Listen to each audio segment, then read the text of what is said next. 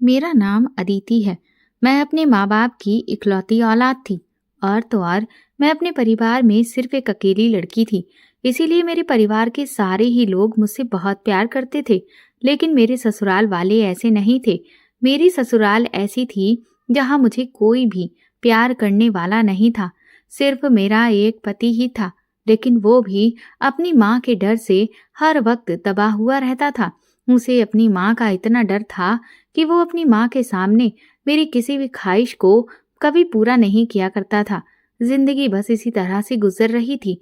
फिर मेरी जिंदगी ने ऐसा मोड़ लिया जिसने पूरी जिंदगी को हिलाकर रख दिया, क्योंकि मेरे पति ने एक दिन मेरे सामने ऐसी बात लाकर रख दी जिसे सुनकर मैं हैरान रह गई थी। मेरा पति मुझसे बोला कि मैं तुम्हारा इलाज करवाना चाहता हूँ। मुझे लगा कि शायद वो किसी डॉक्टर की बात कर रहा है, लेकिन उसने कहा कि मैं तुम्हें एक चमत्कारी गुफा में लेकर जाना चाहता हूँ। ये गुफा कोई आम गुफा नहीं है, बल्कि ये बहुत ही ताकतवर गुफा है, जहाँ पर एक सिद्ध पुरुष ने तपस्या की है, जिस वजह से वो गुफा चमत्कारी बन गई है। इसके बारे में हमारे गांव के लगभग सारे ही लोग जानते हैं और पूरा गांव उस गुफा पर भरोसा करता है। मेरे पति बोले कि उसे भी उस गुफा पर बहुत भरोसा है, इसीलिए वो मुझे उस गुफा में ले जाना चाहता है। जब मेरा पति मुझे उस गुफा में लेकर गया तो मेरे पति ने मुझे बोल दिया था कि मुझे वहां पर चुपचाप आंखें बंद करके बैठे रहना है और गलती से भी अपनी आंखों को नहीं खोलना है। मैंने ठीक ऐसा ही किया। तभी अचानक से मुझे कोई खुशबू आने लगी और फिर ना जाने कब मैं होश खो बैठी।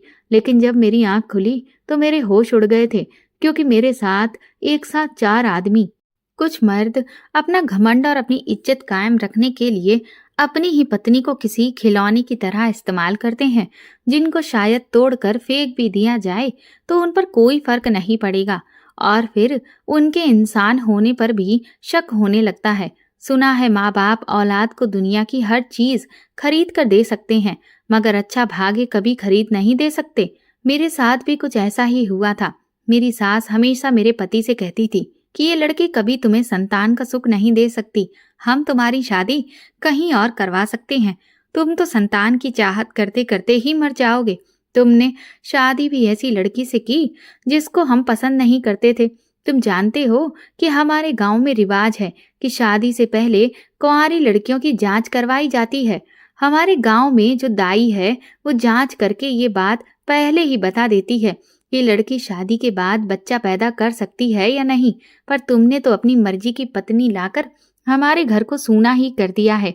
शायद हमारे घर में बच्चों की किलकारी कभी नहीं गूंजेगी। मेरी सास का आज सुबह से फिर से घर में यही शोर मचा हुआ था। ऐसा आज पहली बार नहीं, बल्कि हर रोज ही वो ऐसा किया करती थी। न जाने वो मुझसे किस बात का बैर रखती थी। हालांकि मैं उनकी बात को हमेशा महत्व देती थी, उनका हमेशा कहना मानती थी। इस घर में नौकरानी की तरह काम करती थी। उनको तो किसी काम को हाथ भी नहीं लगाने देती थी ताकि वो मुझसे खुश रह सके। मगर वो तो सिर्फ शादी के कुछ दिनों तक ही मुझसे खुश रही थी। मैं उनकी हर बात को खामोशी से सुनकर बैठी रहती थी। मेरे पति भी बेचारे अपनी माँ को खामोशी से देखते रहते थे, क्योंकि वो भी कुछ नहीं कर सकते थे। मेरी ससुराल में सबसे ज्यादा मेरी सास की ही चलती थी। उनकी ही हर बात को वैल्यू दी जाती थी, जबकि मेरे ससुर अपनी पत्नी की हर बात से खुश रहते थे और अपनी पत्नी को अपनी सर आंखों पर रखते थे। मेरे पति ने अपनी माँ से कहा कि माँ, इसमें इस बेचारी का क्या कसूर है? संतान देने वाला तो भगवान है। वो किसी को जल्दी संतान देता है तो किसी को देर से देता है। किसी को एक साथ कई बच्चे दे देता है तो किसी की गोद सूनी रखता है। ये तो उसकी मर्जी है और हम लोग उसकी मर्जी के खिलाफ जाकर तो कोई काम नहीं कर सकते। अपने पति के इन शब्दों पर मैंने भी खामोशी से अपना सिर झुका लिया था कि आज थोड़ा बहुत मेरे पति ने मेरी साइड से बोला था। मेरे चेहरे के नापसंदीदा एक्सप्रेशन देखकर मेरे पति अपनी माँ से नजरें चुराने लगे थे। मेरी सास कहने लगी, हाँ तुम सही कह रहे हो, इसमें भगवान की मर्जी ही होती है। लेकिन दूसरी शादी करने में क्या प्रॉब्लम है? तुमने पहली शादी तो अपनी मर्जी से कर ली है, अब एक शादी हमारी मर्जी से भी कर लो, ताकि हम अपने पोते पोतियों की शक्ल देख सकें। तुम तो इस लड़की की खूबसूरती और मासूम चेहरे पर मर मिटे हो। सारी जिंदगी इसकी खूबसूरती के साथ तो नहीं गुजारी जा सकती है। जब तुम दोनों की उम्र ढलेगी तब तुम्हें एहसास होगा कि बिना औलाद के बुढ़ापा कितना अकेला कर देता है। मेरी सास ने गुस्से से अपने बेटे को देखा। मेरा पति हर बार मेरी तरफ खामोशी से देख रहा था और ये बात मेरी सास को बहुत बुरी लग रही थी कि बेटा निसंतान का दुख झेल रहा है। कभी वो पिता नहीं बन सकेगा, ना ही कभी अपने परिवार को आगे बढ़ा सकेगा, मगर अपनी पत्नी पर कोई असर नहीं आने देता। मैंने नाराज होती हुई नजरों से अपने पति को देखा था। वो भी परेशानी से मुझे देखने लगे थे। कहने लगे कि मेरी माँ अभी गुस्से में है, उनकी बातों को दिल पर मत लेना, वो दिल की बुरी नहीं है। मैं इतना जालिम मर्द नहीं हूँ कि संतान के ना होने पर अपनी पत्नी को घर से निकाल दूंगा या फिर उसी की आंखों के सामने दूसरी शादी कर लूंगा। मेरे पति के इस बात पर मेरी सास का पारा हाई हो गया था, जबकि मैं हैरत से अपने पति के चेहरे को देख रही थी। मुझे अपने पति पर बहुत गुस्सा आ रहा था, क्योंकि मैं उससे कई बार कह चुकी थी कि वो और मैं दोनों चलकर डॉक्टर के पास अपनी जांच करवाते हैं, लेकिन वो मेरी बात पर ध्यान ही नहीं देता था। मेरा बार बार मन चाह रहा था कि मुझे बार बार बांझपन का ताना देने वाली सास को मैं चिल्ला कर बताऊं कि तुम्हारा खुद का ही बेटा मुझे डॉक्टर के पास इलाज के लिए लेकर नहीं जाना चाहता है। मेरे चेहरे के भाव पढ़कर मेरे पति समझ गए थे कि मेरे मन में क्या चल रहा है, और इसीलिए वो आंखों ही आंखों में मुझसे रिक्वेस्ट करने लगे कि मैं खामोश रहूं और उनकी माँ से कुछ भी ना कहूं। मेरी सास मुझे नफरत से देखते हुए कहने लगी कि इस खूबसूरत चुड़ैल ने तो मेरे बेटे को अपने काबू में कर लिया है। तुम जैसी बांझ लड़की को कोई भी आदमी अपने घर में नहीं बसाता। ये तो मेरे बेटे का एहसान है कि इसने तुझे तलाक देकर घर से नहीं निकाला, बल्कि ये तो तेरी साइड ही लेता है। इसे तो अपने माता पिता की खुशी का भी एहसास नहीं रहा। मुझसे बहुत बड़ी गलती हो गई कि मैंने तुझे अपने घर में रहने के लिए जगह दे दी। जिस दिन तू इस घर में शादी करके आई थी, उसी दिन मुझे तुझे इस घर से निकाल देना चाहिए था। मैं तेरी खूबसूरती देखकर पिघल गई थी। मुझे क्या पता था कि तुम जैसी बांझ को मैंने तेरी खूबसूरती देखकर अपने घर में जगह दे दी है। इसने तो मेरे घर की रौनक को जंग ही लगा दिया है। मेरी सास मुझे बार बार बातें सुना रही थी। मेरा दिल डूबता जा रहा था। मैं तो अपने माता पिता की वो लाडली बेटी थी जिससे घर में कभी माता पिता ने ऊंची आवाज में भी बात नहीं की थी। मुझे तो ऐसे रखा था जैसे कि घर में मुझसे ज्यादा कोई भी कीमती नहीं है। मगर ससुराल में शादी के 1 साल के बाद ही सब लोग मुझे बताने लगे थे कि मैं बांझ हूँ। हालांकि बांझपन का अभी तक ऐसा कोई प्रूफ उनके पास नहीं था। इस घर में तो मेरा खाना पीना भी दुश्वार हो चुका था। इस घर के खाने के निवाले तो मेरे हलक में अटक कर रह जाते थे। जब मेरी सास नफरत से चीखती थी कि मैं तो किसी के कदमों में बैठने के काबिल भी नहीं हूँ, मगर उनका बेटा मुझे सर पर बैठाता है।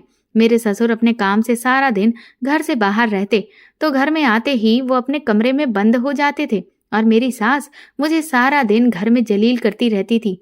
शादी के कुछ दिन तक तो उन्होंने मुझे इज्जत से रहने दिया था, पर अब तो उन्होंने मुझे घर की नौकरानी बनाकर रख दिया था और वो हमेशा एहसान जताती रहती थी कि शुक्र करो कि मैंने तुम्हें घर से नहीं निकाला।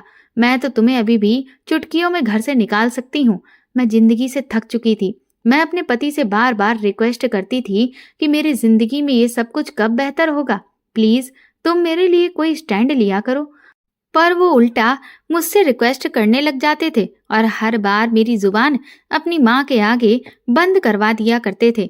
मेरे घर वालों को भी यही लगता था कि मैं अपने ससुराल में एक हंसी खुशी जिंदगी गुजार रही हूँ।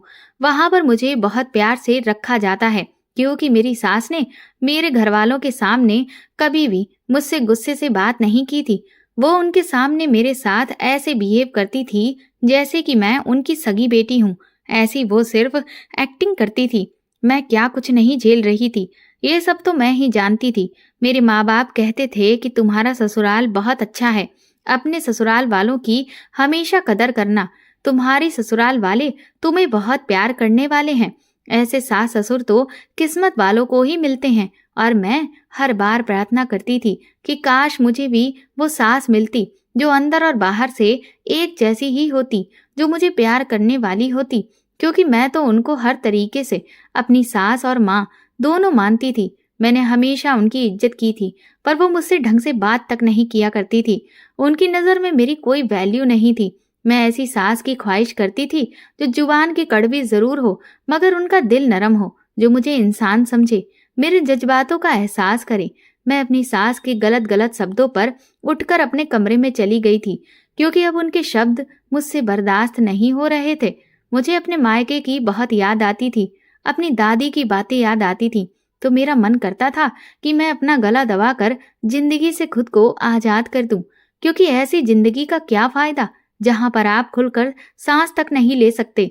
और मैं रो रही थी जब कुछ देर बाद मेरा पति कमरे में आ गया और मेरे आंसू साफ करते हुए शर्मिंदगी से कहने लगा कि मुझे माफ कर दो, मेरी वजह से तुम्हारी जिंदगी का सुकून खत्म हो गया है, जबकि मैंने तुमसे न जाने कितने वादे किए थे।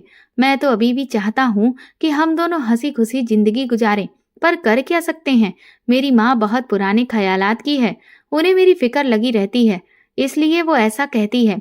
लेकिन वो तो अचानक ही अपना रूप बदल गई है।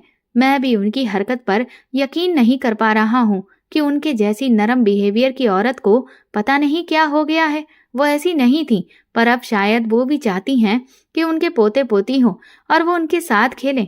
वो ऐसी सिर्फ इस वजह से ही हुई हैं क्योंकि उन्हें भी अपने पोते पोतियों की चाहत है। मेरे पति मुझे बहलाने लगे थे और मुझे अपनी मीठी मीठी बातों में उलझाने की कोशिश कर रहे थे, ताकि मैं उनकी बातों में आकर अपना मूड कुछ ठीक कर लूं। वो मुझे अपनी मोहब्बत का यकीन दिला रहे थे, मगर मैंने गुस्से से अपने पति को दूर धकेल दिया और उनसे नफरत से कहने लगी कि मैं अब और ज्यादा दिन तक ये तमाशा बर्दाश्त नहीं करूंगी, क्योंकि मैं काफी टाइम से ये सब कुछ बर्दाश्त करती आ रही हूँ। अब अगर आपने मेरी बात नहीं मानी तो फिर मैं सब लोगों को सच सच बता दूंगी कि आप खुद ही मुझे लेकर डॉक्टर के पास नहीं जा रहे हैं, और फिर वो लोग मुझे इस घर से क्या निकालेंगे। मैं खुद ही इस घर से हमेशा के लिए चली जाऊंगी। मेरी इस बात पर तो मेरा पति घबरा गया। वो कहने लगा, प्लीज ऐसी बातें मत करो, तुम तो जानती हो ना कि मैं तुमसे कितना प्यार करता हूँ। मैंने तुमसे वादा किया था कि मैं तुमसे शादी करके दिखाऊंगा, तो देखो मैंने तुमसे शादी भी कर ली और हम दोनों इस घर में भी रह रहे हैं। और तुम अपना घर छोड़कर कहाँ जाओगी जब मैं तुम्हें इस घर से तलाक देकर निकाल दूंगा? क्या इस बात से तुम्हारे माता पिता को सुकून मिलेगा? तुम जानती हो कि तुम्हारे पिता पहले से ही दिल के मरीज हैं। मैं बेबसी से रो पड़ी थी। यही बात तो मुझे हर बार रोक दिया करती थी, मगर मैंने रोते हुए अपने पति से कह दिया था कि अगर जरूरत पड़ी तो फिर मैं यहाँ से चली जाऊंगी और अपने पेरेंट्स को भी मना लूंगी। जब उन्हें पता चलेगा कि मेरे ससुराल वाले मुझ पर इतना जुल्म कर रहे हैं तो फिर वो लोग भी मेरे फैसले का साथ देंगे। मेरी बात सुनकर तो मेरा पति घबरा गया था और मेरा हाथ थामकर कहने लगा कि प्लीज मेरे साथ ऐसा मत करो, मैं तुम्हारे बिना जिंदा नहीं रह सकता हूँ। मुझे उस जुर्म की सजा मत दो जो मैंने किया ही नहीं है।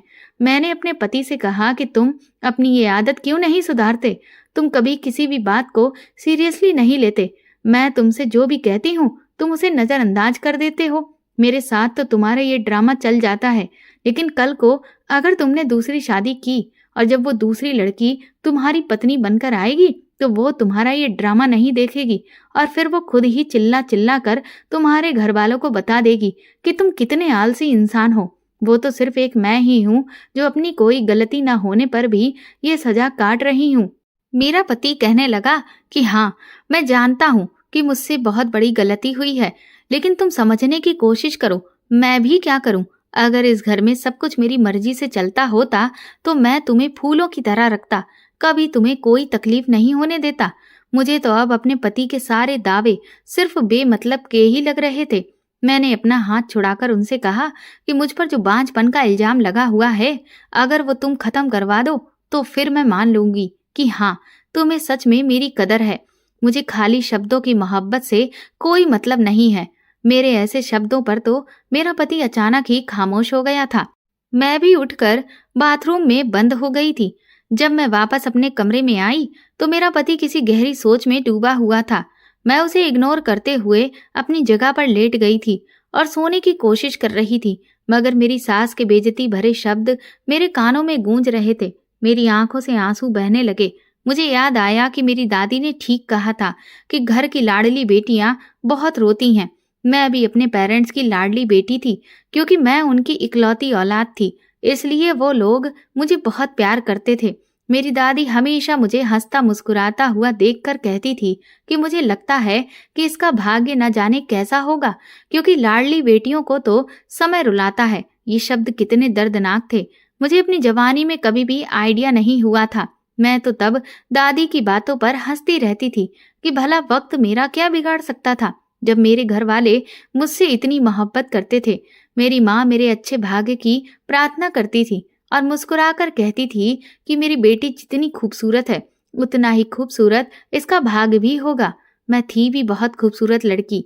मेरी खूबसूरती में किसी तरह की कोई कमी नहीं थी। जो देखता था मेरी तारीफ करता था।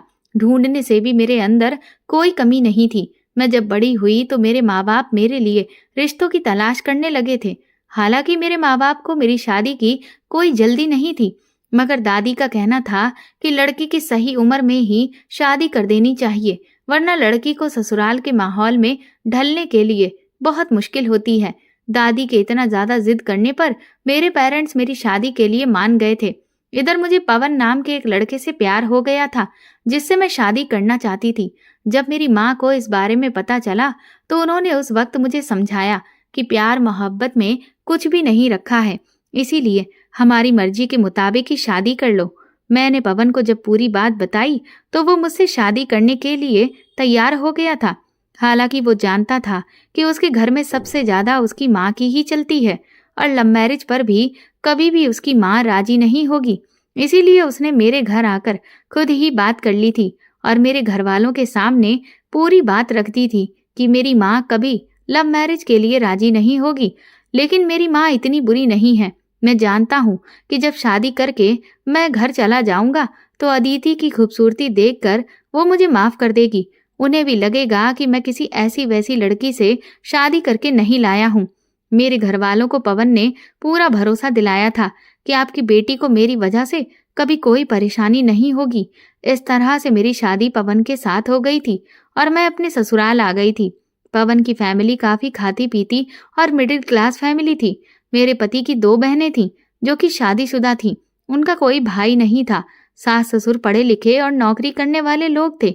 जब शादी के बाद हम दोनों इस घर में आए तो मेरी सास को तो गुस्सा बहुत आया था, लेकिन फिर उन्होंने देखा कि उनकी बहू इतनी खूबसूरत है तो वो मुझसे राजी हो गई थी और शादी के लगभग 4-5 महीने तक उन्होंने मेरे साथ अपना बिहेवियर बहुत अच्छा रखा।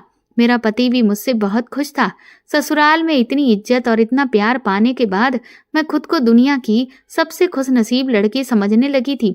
मेरे दिल में ये डर था कि पवन से शादी करने के बाद मेरी जिंदगी मुश्किल हो जाएगी, लेकिन मेरे पति के प्यार और मेरे सास ससुर के प्यार ने मेरे दिल से वो डर भी निकाल दिया था। शादी के बाद मेरी जिंदगी बहुत खूबसूरत हो गई थी। मेरा पति मुझे रानी बनाकर रखता था। मैं ससुराल में सुकून से रहने लगी थी। मन करता तो काम कर लिया करती थी, वरना मेरी सास ही सारे काम करती थी। मेरे पेरेंट्स भी मेरी ये शादीशुदा जिंदगी से बहुत बेफिक्र और खुश हो गए थे। उन्हें भरोसा नहीं हो रहा था कि पवन की फैमिली इतनी अच्छी हो सकती है, लेकिन उन्होंने शादी के बाद मुझे खुश देखा तो वो लोग भी बहुत खुश थे। लेकिन फिर धीरे धीरे जिस तरह से महीने गुजरते गए तो मेरी सास ने घर के काम से रिटायरमेंट ले ली थी। शुरू में तो मेरी सास ने मुझे बेटी की तरह ही समझा था, मगर शादी के 5 महीने बाद ही वो मुझे दबे दबे शब्दों में प्रेग्नेंट होने के लिए कहती थी। वो कहने लगी कि अब मुझे पोता पोती की शक्ल देखनी है, जल्दी ही घर में रौनक लेकर आओ। अपनी ख्वाहिश मुझे बताने लगी थी।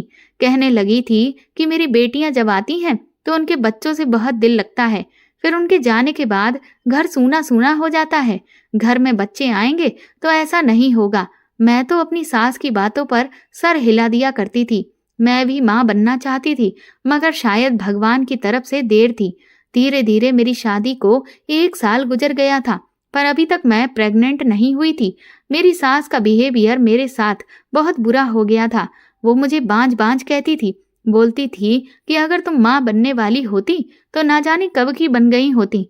दूसरों की बहुओं को देखो, शादी करके आती हैं तो 1-2 महीने के बाद ही खबर सुना देती हैं, लेकिन यहाँ तो शादी को इतना टाइम हो गया, कोई खबर ही नहीं मिली। मेरा पति तो सारा दिन मोबाइल पर बच्चों की वीडियो देखता रहता था और प्लानिंग करता रहता था कि हमारा बच्चा होगा तो उसकी कैसे कैसे परवरिश करेंगे, उसे कैसे रखेंगे, इतने जोश और इंतजार के बावजूद भी हमारी शादी के 1.5 साल ऊपर हो गए थे, मगर अभी तक मुझे कोई खुशखबरी नहीं मिली थी। मेरी सास बहुत ज्यादा परेशान रहने लगी थी। न जाने कौन कौन सी घर में उन्होंने पूजाएं करवाई थी। कभी कहती कि तुम्हें नजर लगी हुई है, कभी कहती कि चलो मैं तुम्हें किसी डॉक्टर को दिखा आती हूँ, जरूर तुम्हें कोई ना कोई दिक्कत है। मेरे ससुर सास को सब्र करने का कह दिया करते थे, लेकिन सब्र तो मेरे पति और मुझे भी नहीं था। इन 2 साल हमने बहुत ही प्रार्थनाएं की थी और बहुत इंतजार किया था। अब तो हमसे आस पड़ोस के लोग भी पूछने लगे थे। मैं तो हर टाइम परेशान रहने लगी थी। ऊपर से मेरी सास की बातें जो मुझे चैन से सांस भी नहीं लेने देती थी। शुरू के कुछ महीनों तक मेरी सास का बिहेवियर मेरे साथ बेटी जैसा था, लेकिन फिर तो उन्होंने बिना सोचे समझे ही मुझे ताने मारने शुरू कर दिए थे। हर वक्त वो मेरे सामने उन लोगों की बातें करती थी जिनकी शादी हमारी शादी के बाद हुई थी, कि वो लोग तो माता पिता बन चुके हैं।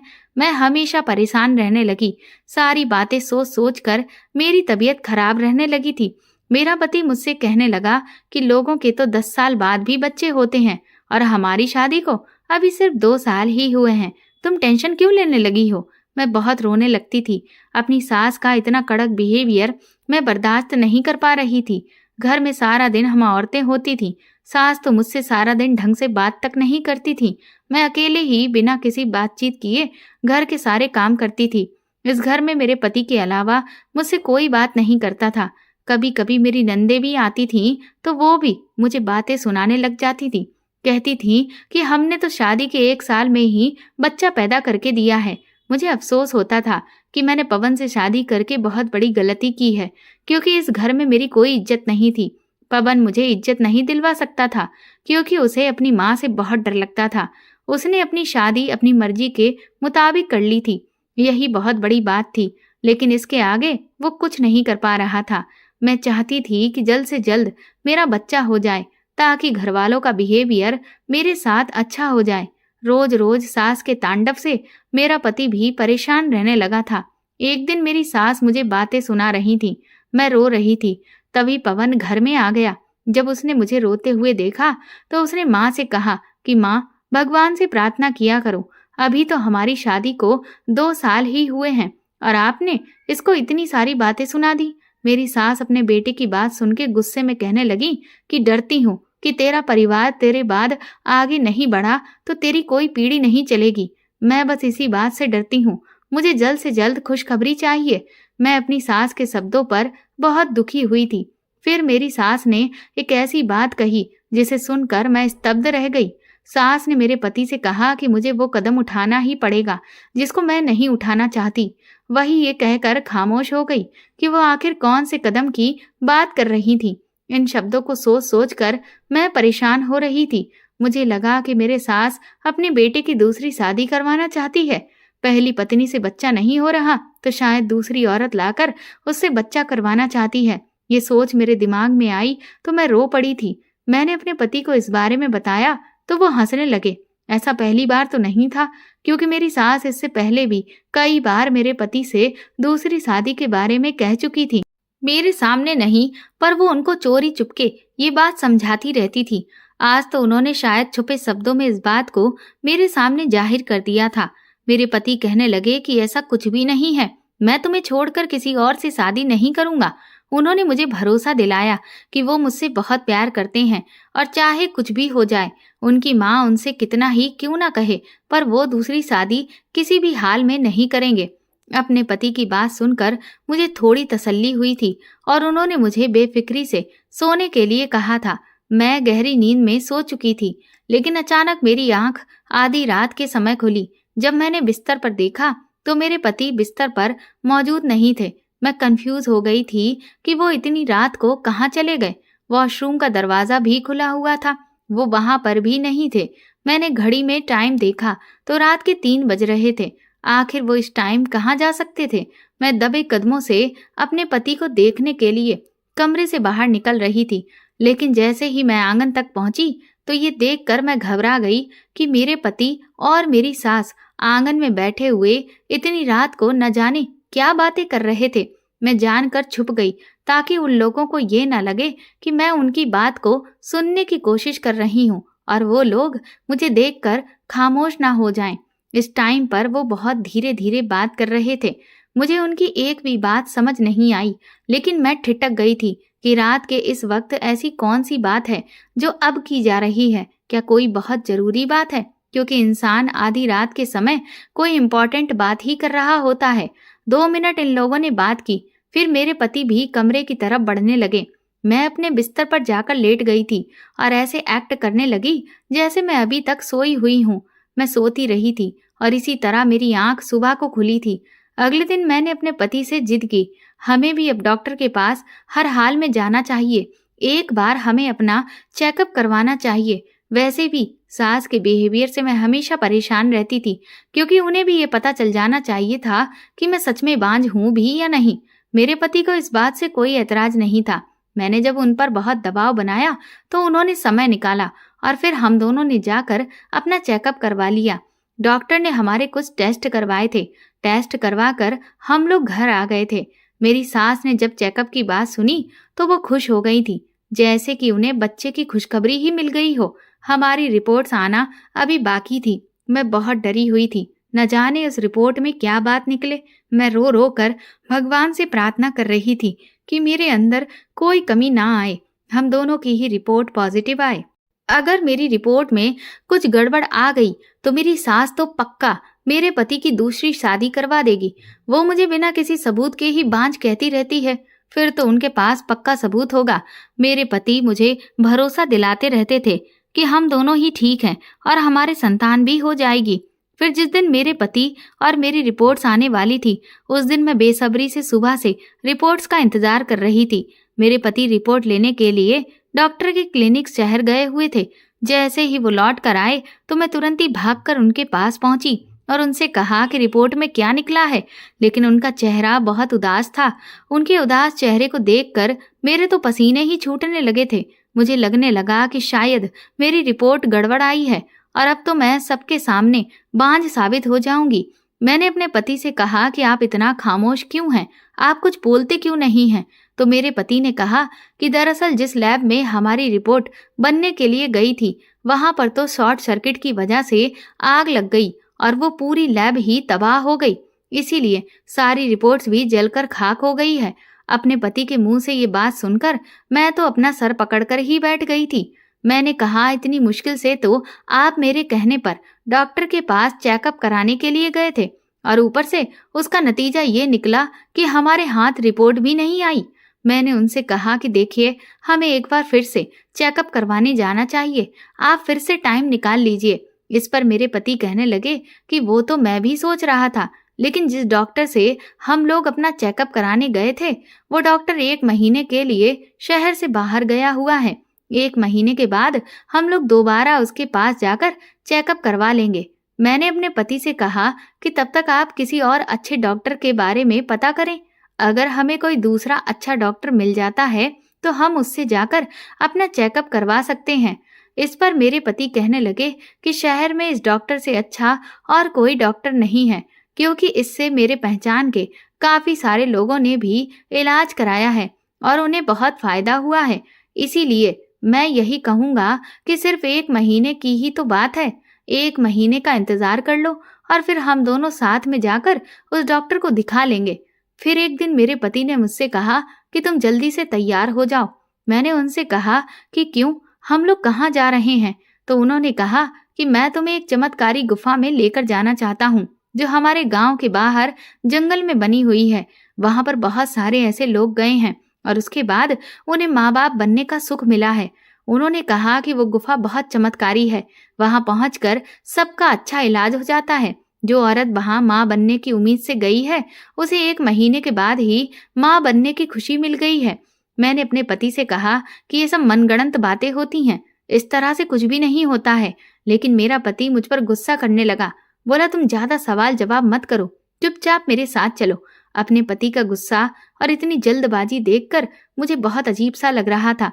फिर मैं अपने पति के साथ रात के टाइम पर उस गुफा में चली गई। वहां पर अंदर ले जाकर मेरे पति ने मुझे अकेला बैठा दिया। मैंने अपने पति की तरफ हैरानी से देखा कि आखिर यहाँ बैठे बैठे ऐसा कौन सा इलाज हो जाएगा जो इस बंद गुफा में रात के वक्त अकेले में होगा। मेरा पति कहने लगा कि अगर बच्चा चाहिए तो हमें ये करना ही होगा और तुम बिल्कुल फिक्र मत करो, ये गुफा बहुत चमत्कारी है, इससे तुम अपने आप ही ठीक हो जाओगी और इस तरह से हम दोनों को बच्चा हो जाएगा। अपने पति के मुंह से ये बात सुनकर मुझे थोड़ा सा सुकून मिला था। मेरे पति की भी आंखों में उस वक्त आंसू थे। उनकी ऐसी हालत देखकर मुझे लगा कि सच में वो भी बच्चे के लिए बहुत परेशान हैं और मुझे उनका इस समय साथ देना चाहिए। और फिर जब मुझे माँ बनना है तो ये सब कुछ तो अब झेलना ही होगा। मेरे पति मुझसे बोले कि मेरे यहाँ से जाने के बाद तुम्हें अपनी आंखों को बंद कर लेना है और शांति से आंख बंद करके चुपचाप बैठे रहना है। मैं बाहर ही गुफा के तुम्हारा इंतजार करता रहूंगा। सुबह तक तुम्हें इस गुफा से बाहर नहीं निकलना है। इतना कहकर मेरे पति गुफा से बाहर चले गए थे। मैंने गुफा के चारों तरफ देखा तो वहां अंधेरा छाया हुआ था। मुझे बहुत डर लग रहा था, मगर माँ बनने की खातिर मुझे इतना तो करना ही था।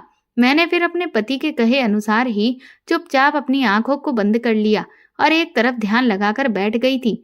फिर अचानक ही मुझे एक अजीब सी खुशबू महसूस होने लगी और ऐसा लग रहा था कि जैसे वो खुशबू मेरे दिमाग पर चढ़ रही हो। फिर मुझे पता ही नहीं चला कि मैं कब बेहोश हो गई और फिर मेरे साथ क्या हुआ। सुबह जब मेरी आंख खुली तो मेरे सामने 3-4 आदमी बाबा के भेष में बैठे हुए दिखे। उन्हें देखकर मेरी तो हालत ही खराब हो गई थी। मैंने उठने की कोशिश की तो मुझे बहुत ही थकान महसूस हो रही थी। मैं तुरंत ही अपने पति को चिल्ला चिल्ला कर पुकारने लगी तो वो बाबा मुझसे कहने लगे कि तुम्हारा पति तो रात को ही यहाँ से चला गया था। उनकी बात सुनकर मैं तो हैरान रह गई। वो मुझसे कहने लगे कि तुम डरो नहीं, तुम यहाँ बिल्कुल सुरक्षित हो। हम लोग तो यहाँ पर साधना करने के लिए आए थे। मैंने उनसे कहा कि नहीं, ऐसा नहीं हो सकता। मेरा पति तो सारी रात गुफा के बाहर ही रुका था। इस बात पर वो चारों बाबा मुस्कुराने लगे और कहने लगे, थोड़ी देर इंतजार करो, तुम्हारा पति आता ही होगा। मुझे वहाँ बहुत डर लग रहा था, लेकिन अब अपने पति का इंतजार करने के अलावा मेरे सामने कोई चारा नहीं था। जब मेरा पति वहां आया तो मैं ये देखकर हैरान रह गई थी कि मेरे पति के कपड़े तो बदले हुए थे, जबकि वो रात को दूसरे कपड़े पहने हुए था।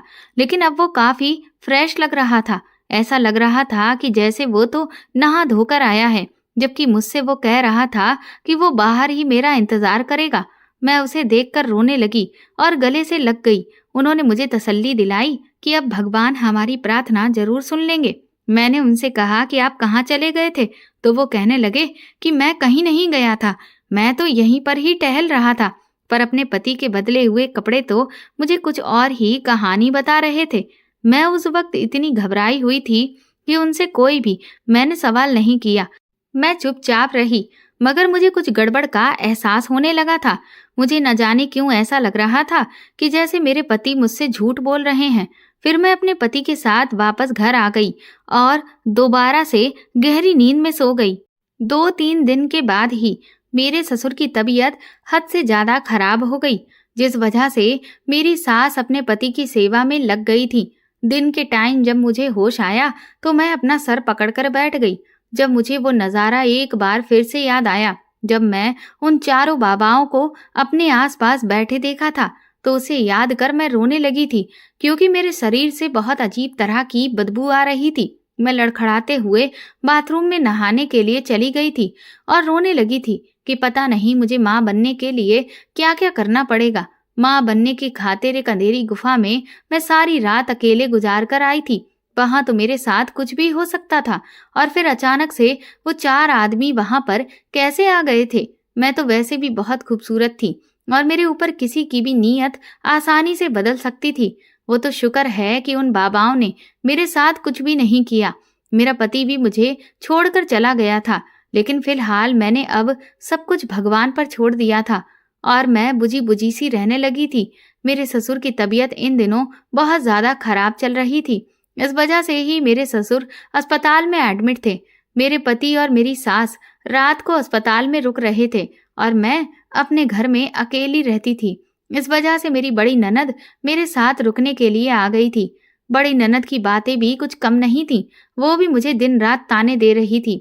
धीरे धीरे मेरे ससुर को अस्पताल में रहते हुए लगभग 20 दिन हो गए थे, लेकिन उनकी तबीयत तो बेहतर हो ही नहीं रही थी। दिन के समय मेरे पति 2 घंटे आराम करने के लिए घर आ जाते थे, जिसमें वो सो जाते थे और मुझसे कोई बात नहीं करते थे, क्योंकि वो अस्पताल में सारा दिन और सारी रात रुकने की वजह से बहुत ज्यादा थके हुए होते थे। और फिर उसके बाद वो दोपहर का खाना लेकर वापस अस्पताल चले जाते थे। फिर तकरीबन 1 महीना गुजरने के बाद मेरे ससुर की तबीयत में कुछ बदलाव आया, लेकिन इधर अब मेरी तबीयत कुछ बदली बदली सी रहने लगी थी। ऐसा लगता था कि जैसे मुझे चक्कर आ रहे हैं और मुझे उल्टी आ रही है। मैं जो भी खाती थी वो उलट दिया करती थी। मेरी समझ में नहीं आ रहा था कि मेरी तबीयत को क्या हो गया। एक दिन मेरी ननद ने मुझे उल्टी करते हुए देखा तो वो मुस्कुराने लगी। उसने मुझसे कहा कि अब घर में रौनक आने वाली है। उसकी बात सुनकर मेरे तो कुछ समझ में नहीं आया। उसने कहा, भाभी तुम पेट से हो, तुम माँ बनने वाली हो और तुम्हारी तबीयत इसीलिए ऐसी हो रही है। मैं अपनी ननद की बात सुनकर हैरान रह गई थी, क्योंकि ऐसा तो तब मुमकिन था जब मेरे पति या मेरे बीच कोई भी रिश्ता होता। लेकिन पिछले 1 महीने से तो मेरे पति दिन रात अस्पताल में ही गुजार रहे थे और मैं उनके साथ कोई वक्त नहीं बिता पाई थी।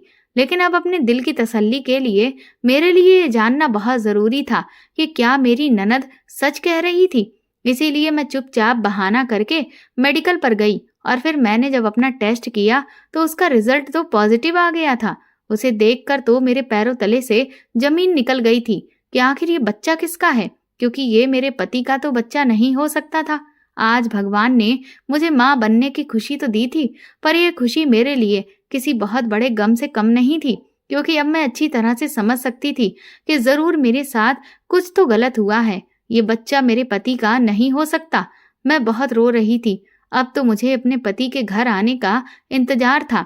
इधर अस्पताल से फोन आया कि मेरे ससुर को डिस्चार्ज कर दिया गया है और वो 2 घंटे में घर वापस आ जाएंगे। जैसे ही मेरे पति घर लौटे तो वो मेरे कमरे में आए और मैंने उनको बताया कि मैं माँ बनने वाली हूँ। ये बात सुनकर वो तो बहुत खुश हो गए थे और उनकी खुशी का कोई ठिकाना ही नहीं था।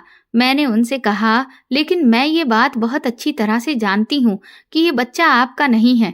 अब आप मुझे सच सच बताओ कि ये बच्चा किसका है, वरना मैं चिल्ला चिल्ला कर पूरे घर में हंगामा कर दूंगी। मेरा पति कहने लगा कि तुम पागल हो गई हो, ये बच्चा मेरा ही है। मैंने कहा, लेकिन पिछले 1 महीने से आप तो अपने पिता के साथ अस्पताल में रह रहे हो, तो फिर मैं माँ कैसे बन सकती हूँ। मेरी ये बात सुनकर मेरा पति शर्मिंदा हो गया था। मैंने अपने पति से रो रो कर कहा कि प्लीज मुझे सच बता दो, क्योंकि अब मैं और बर्दाश्त नहीं कर सकती। लेकिन मेरा पति तो मुझे कुछ भी बताने को तैयार ही नहीं था। इसीलिए मैंने गुस्से में अपनी अलमारी खोली और अपने कपड़ों को निकालना शुरू कर दिया और उन्हें एक सूटकेस में पैक करने लगी थी कि तभी इसी उथल पुथल में एक पॉलीथीन नीचे आकर गिरी और उसमें से 2 रिपोर्ट्स बाहर निकले। मैंने जब उन रिपोर्ट्स को देखा तो हैरान रह गई, क्योंकि वो तो उसी डॉक्टर के यहाँ की रिपोर्ट थी जहाँ हम दोनों पति पत्नी ने अपना टेस्ट कराया था। लेकिन ऐसा कैसे हो सकता था? ये रिपोर्ट्स यहाँ कैसे आ सकती थी, जबकि मेरे पति ने तो मुझसे ये कहा था कि ये रिपोर्ट्स लैब में आग लगने की वजह से जल गई थी। मेरे पति ने भी जब मेरे हाथ में उन दोनों रिपोर्ट्स को देखा तो वो बुरी तरह से घबरा गया और मुझसे रिपोर्ट्स को छीनने की कोशिश करने लगा। लेकिन मैंने उसे धक्का मार दिया और मैंने तुरंत ही उन रिपोर्ट्स को खोलकर देखा तो मेरे पैरों तले से जमीन निकल गई थी, क्योंकि मेरी रिपोर्ट तो पॉजिटिव थी, पर मेरे पति की रिपोर्ट में साफ लिखा हुआ था कि उसमें कमी है और वो कभी भी पिता नहीं बन सकता। अब तो ये बात साफ हो गई थी कि ये बच्चा मेरे पति का नहीं है। मैंने अपने पति से एक बार फिर से चिल्लाते हुए कहा कि तुम मुझे साफ साफ बता दो कि ये बच्चा आखिर किसका है, वरना मैं तुम्हारा बहुत बुरा हाल करूंगी। मेरा पति मेरे गुस्से से घबरा गया और फिर उसने जो सच्चाई मुझे बताई उसे सुनकर मेरे होश उड़ गए थे। मुझे तो ऐसा लग रहा था कि मैं कहीं डूब कर मर जाऊं। मेरा पति मुझसे कहने लगा कि मैं तुम्हें छोड़ नहीं सकता था, लेकिन इधर मेरी माँ ने भी तुम्हारा जीना दुश्वार किया हुआ था। मुझे माफ कर दो अदिति, मैं औलाद के सुख में अंधा हो गया था। दरअसल मैंने सुना था कि उस गुफा में कुछ तांत्रिक बाबा आए हुए हैं जो बांझ औरतों का इलाज करते हैं और उनके इलाज से औरतें बच्चा पैदा कर देती हैं। लेकिन वो उन आदमियों का इलाज नहीं करते थे जिनके अंदर कमी होती है। मैं जब उन बाबा के पास गया और उनको मैंने पूरी बात बताई तो उन्होंने कहा था कि तुम अपनी पत्नी को मेरे पास भेज देना, मेरी वजह से वो माँ बन जाएगी और घर जाने के बाद तुम भी उसके साथ रिश्ता जोड़ना। मुझे उम्मीद है कि तुम्हारी पत्नी जल्दी ही माँ बन जाएगी और उसे शक भी नहीं होगा कि ये बच्चा तुम्हारा है या फिर मेरा। उस तांत्रिक बाबा की बात सुनकर मुझे बहुत गुस्सा आया था, लेकिन इसके अलावा मेरे पास अब कोई रास्ता भी नहीं था। लेकिन अब मुझे ये समझ नहीं आ रहा था कि मैं तुम्हें उस तांत्रिक बाबा के पास कैसे लेकर जाता। अगर मैं तुम्हें बाबा की बात बोल देता तो तुम कभी भी मेरे साथ चलने को तैयार नहीं होती। इसलिए मैंने बाबा के साथ मिलकर ये नाटक रचा कि वो गुफा बिल्कुल खाली है और चमत्कारी है, और वहां तुम्हें सिर्फ चुपचाप आंखें बंद करके पूरी रात बैठना है और उससे ही तुम्हारा इलाज हो जाएगा। यही बहाना करके मैं तुम्हें वहां ले गया और फिर उस बाबा ने तुम्हें एक चीज सुंघाकर बेहोश कर दिया। दरअसल ये बच्चा मेरा नहीं, ये उस तांत्रिक बाबा की ही है। हो सके तो मुझे माफ कर दो, क्योंकि मेरा कोई भी इलाज नहीं है और ना ही मैं ये चाहता था कि मेरी ये कमी खुलकर कभी भी मेरे घर वालों के सामने आए। इसलिए मैंने तुम्हारे साथ ये सब किया। लेकिन मुझे नहीं पता था कि अचानक पापा की तबीयत खराब हो जाएगी और इस दौरान मुझे तुम्हारे साथ वक्त गुजारने का मौका भी नहीं मिलेगा और ये सच्चाई इस तरह से खुलकर तुम्हारे सामने आ जाएगी। मुझे लगा था कि तुम्हें सच का कभी पता ही नहीं चलेगा और ऐसे हम दोनों ही अपने बच्चे के साथ खुशी खुशी रहेंगे। अपने पति की बात सुनकर मैं रोने लगी थी। मुझे अपने पति से नफरत होने लगी। अब मैंने सोच लिया था कि मैं अब इस घर में 1 मिनट भी नहीं रुकूंगी। इसका मतलब ये था कि उस दिन वो जो बाबा मेरे सामने बैठे हुए थे, उनमें से ही किसी ने उस पूरी रात मेरी इज्जत के साथ खिलवाड़ किया था। उसने मेरी खूबसूरती का फायदा उठाया था। भले ही वो औरतों का इलाज करता हो, लेकिन जब उसने मेरी खूबसूरती देखी तो उसने मेरे पति को इस तरह से बेवकूफ बनाया था। मुझे तो अब अपने आप से घिन महसूस हो रही थी। मैंने उसी दिन सारे घरवालों के सामने अपने पति का राज खोल दिया था और मैं वहां से अपना सामान पैक करके अपने मायके आ गई थी। मेरे पति ने मुझे रोकने की बहुत कोशिश की थी, लेकिन मैं ऐसे इंसान के साथ जिंदगी नहीं गुजार सकती थी जिसने अपनी पत्नी को किसी दूसरे मर्द के हवाले कर दिया हो। मेरी सास तो अपने बेटे की कमी के बारे में सुनकर ऐसी हो गई थी जैसे कि उन्हें सांप सूंघ गया हो, क्योंकि उन्होंने मेरी कमजोरी का बहुत फायदा उठाया था। लेकिन अब वो ये बात अच्छी तरीके से जानती थी कि अगर अब वो मुझे कुछ भी कहती तो मैं उनको और उनके बेटे को सब लोगों के सामने अच्छी तरह से बदनाम कर सकती थी। मैंने अपने पति से कह दिया था कि मुझे तलाक दे दो, मैं तुम्हारे साथ नहीं रह सकती। जब मैं अपने मायके आई और मैंने अपने घर वालों को ये बात बताई तो उन लोगों को भी बहुत गुस्सा आया था और उन्होंने मेरे फैसले को सही बताया। उन्होंने कहा कि तुम इतने अत्याचार क्यों बर्दाश्त करती रही थी, बल्कि तुम्हें तो ये कदम बहुत पहले ही उठा लेना चाहिए था। मेरे पापा ने तो मेरी ससुराल में जाकर काफी हंगामा किया था। इस तरह से सारे गांव में मेरे ससुराल वालों की बदनामी हो गई थी। मेरे पापा ने फिर उन तांत्रिक बाबाओं को भी अरेस्ट करवा दिया था जिन्होंने मेरे साथ गलत किया था। मेरे पति ने काफी दिनों तक मुझे मनाने की कोशिश भी की थी, पर मैं नहीं मानी तो हार कर उसने कुछ महीनों के बाद मुझे डाइवोर्स दे दिया और फिर मैंने वो बच्चा भी हटा दिया था जब मैं अपने पति के घर से आई थी, क्योंकि मैं अपने पेट में किसी दूसरे का पाप नहीं पालना चाहती थी। हालांकि मैंने औलाद के लिए काफी कुछ किया था, काफी सारे जुल्म सहे, लेकिन मैं इस बच्चे के साथ अपनी जिंदगी नहीं गुजार सकती थी जो मेरा था ही नहीं। मैं अब अपने माता पिता के घर पर ही रह रही हूँ और अपना मन बहलाने के लिए मैंने घर में डांस क्लास खोल लिया है। अभी तो फिलहाल मैं शादी नहीं करना चाहती, क्योंकि मुझे शादी के नाम से ही अब डर लगने लगा है। अब मैं बस भगवान से यही प्रार्थना करती हूँ कि मेरा आने वाला भाग्य अच्छा हो, क्योंकि गुजरा हुआ समय तो मेरा बहुत ही बुरा था। तो दोस्तों, आपको ये कहानी कैसी लगी हमें कमेंट करके ज़रूर बताएं और प्लीज़ इस कहानी को ज़्यादा से ज़्यादा शेयर और लाइक करके मेरे चैनल को सपोर्ट करें।